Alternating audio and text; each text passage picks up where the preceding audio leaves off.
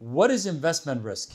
In the investment world, risk means uncertainty and refers to the possibility that you will lose your investment or that an investment will yield less than anticipated return. That uncertainty about the outcome of an investment means that investment risk also refers to the way the price of an investment fluctuates or changes in value from time to time.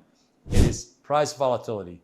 The more the fluctuation in the frequency and the amount, the higher the volatility. Generally, the higher the volatility, the greater the uncertainty about the outcome of your investment, and the greater the potential risk involved. There are three factors that are key to understanding risk.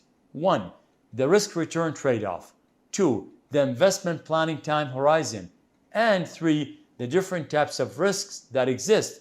You should have a solid understanding of each of these issues in order to select investments that maximize potential returns with your acceptable risk level. The risk-return trade-off. As risk increases, the potential for return increases. This is known as the risk-return trade-off. Historically, investments with greater risk have tended to provide higher returns, though past results are no guarantee of future returns. The more aggressive you are as an investor, the more risk you take, and the greater chance you may have to earn a potentially higher return, assuming any return is earned at all. Conversely, the more conservative you are as an investor, the less risk you take and the less potential you have to earn a high return, though you're also less likely to lose your investment. The investment planning time horizon. The length of the time you plan to stay invested in a particular vehicle is referred to as your investment planning time horizon.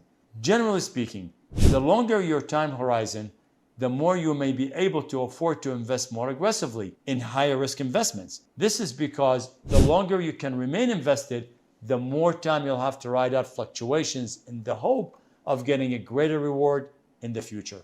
The different types of risks that exist. Finally, many types of risk can affect an investment. Each investment is subject to all of the general risk associated with that type of investment. Risk also arises from factors and circumstances specific to a particular company, industry, or class of investments.